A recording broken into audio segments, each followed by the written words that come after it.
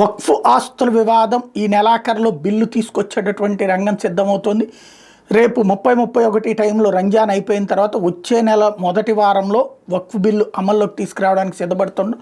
ఈలోపుగానే కేంద్రం మీద ఒత్తిడి తీసుకొచ్చేందుకోసం కేంద్రంలో భాగస్వామ్య పక్షాలుగా ఉండి ఏదైతే మోడీ సర్కార్లు భాగస్వామ్య పక్షాలు అయ్యి వీళ్ల వల్లనే అక్కడ అధికారంలో ఉంటున్నటువంటి బీహార్లో నితీష్ కుమార్ కావచ్చు, ఆంధ్రాలో చంద్రబాబు కావచ్చు, ఈ రెండు చోట్లనే భారీ ర్యాలీలు నిర్వహించడానికి సిద్ధపడటం సభలు. దానికి అక్కడ నితీష్ కుమార్ని ఇక్కడ చంద్రబాబుని పిలవటం. ఒకవేళ వీళ్ళు రాకపోతే కనుక అదిగో చూసారా మాకు వ్యతిరేకులని, అలాగే సభ నిర్వహించడానికి అడ్డుపడ్డా అదిగో అంటారు. ఒకవేళ వచ్చాక నిలదీస్తారు. సొంత రాష్ట్రంలోనే వీళ్ళని నిలదీయడం ద్వారా పూర్తిగా ఒక ఇరకాటంలో పెట్టే ప్రయత్నం చేస్తున్నటువంటి వేళ వీళ్ళకి వ్యతిరేకంగా హిందువులు అయితే ఏకం కావట్లేదు, కానీ క్రైస్తవులు మాత్రం కేరళలో ఏకం అయ్యారు.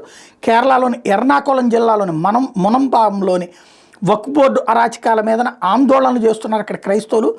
దానికి ప్రధానమైనటువంటి కారణం సిరో మలబార్ చర్చి దగ్గర ఉన్నటువంటి ఆస్తులు వక్ఫ్ అని క్లెయిమ్ చేయడం, దాంట్లో ఉన్నటువంటి ఆ భూములు మావి అని క్లెయిమ్ చేయడంతో ఈ దాదాపుగా 1000 సంవత్సరాల నుంచి తమదని చెప్పి వీళ్ళు అంటారు. అక్కడ 1000 సంవత్సరాలు ఉండకపోవచ్చు, కానీ బ్రిటిష్ వాళ్ళు వచ్చిన తర్వాత ఆ ప్రాంతంలోకి వచ్చినటువంటివి ఆ చర్చి ఆస్తుల్ని తీసుకెళ్ళి మావని వక్ఫ్ క్లెయిమ్ చేయడంతో ఇప్పుడు అక్కడ ఉద్యమం ఉధృతం అవుతుంది. అక్కడ క్రైస్తవులు ఏకమై వక్ఫ్ బిల్లు కావాలని డిమాండ్ చేస్తూ ఉద్యమం చేస్తున్నారు.